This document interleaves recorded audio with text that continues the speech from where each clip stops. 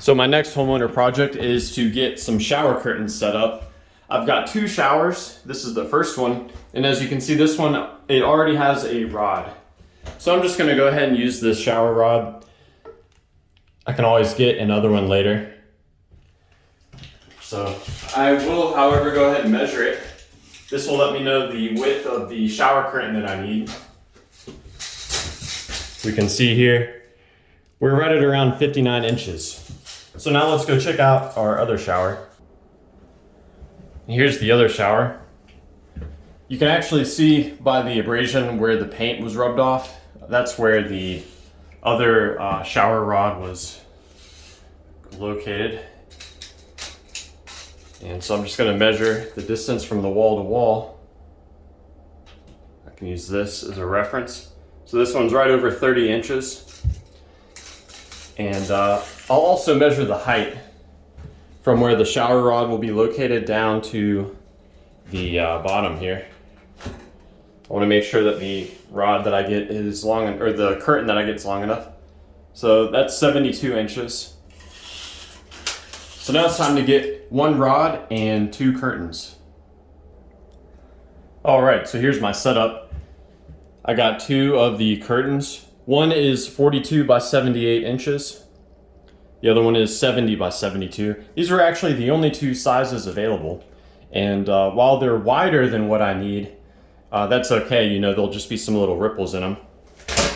I got two packs of, got two 12 packs of the shower curtain rings, and got this rod here. So this is an adjustable rod you set to the length that you need.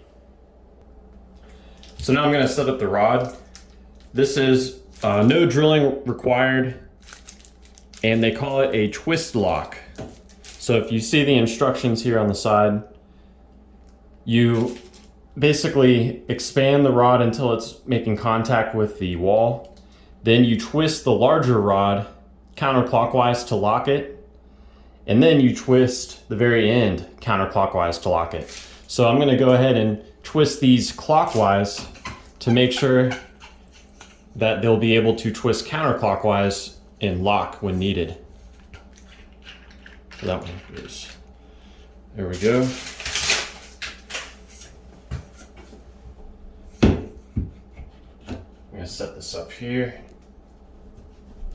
You guys see that? Yeah.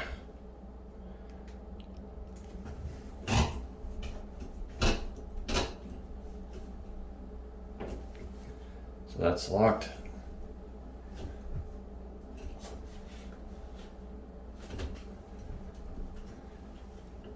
I actually can't twist this. It's under a lot of tension already.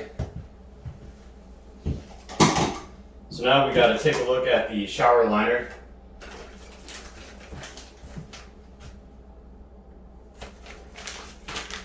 Check and see how many rings that I need.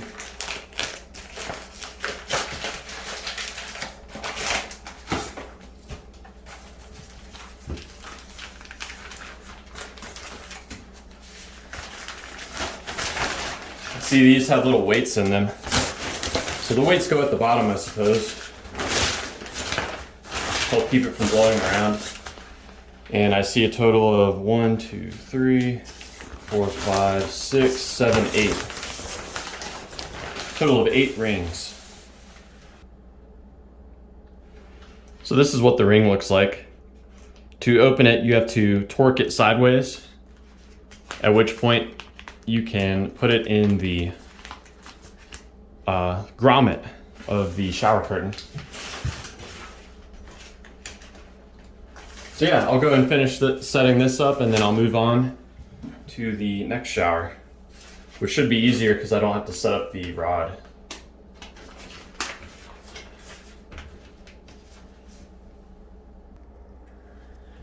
So here's the finished product. Looks amazing, right? So now we're on to the next one.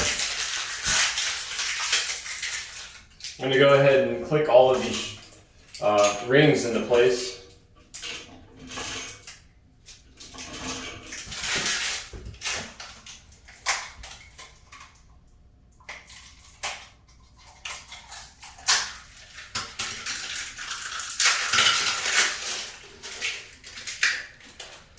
I haven't counted the number of grommets on the curtain, so I'm not sure exactly how many I'll need.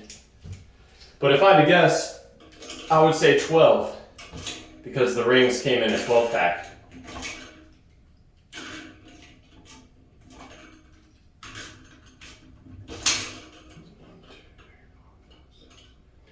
Eight.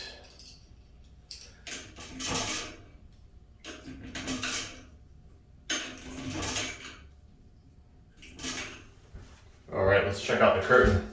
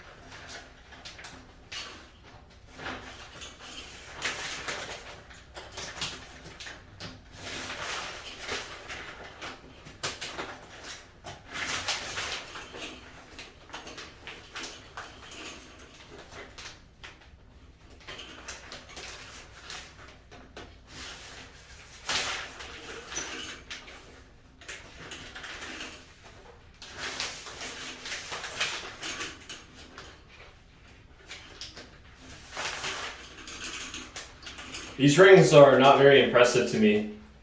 Other ones that I've bought in the past actually lock into position.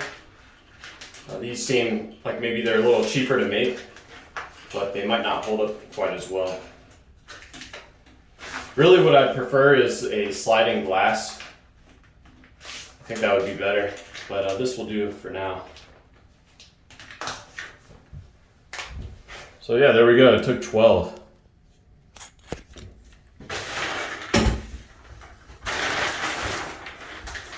Looks great, right? Let me know what you guys think, or if you have any questions or advice. Thanks for watching.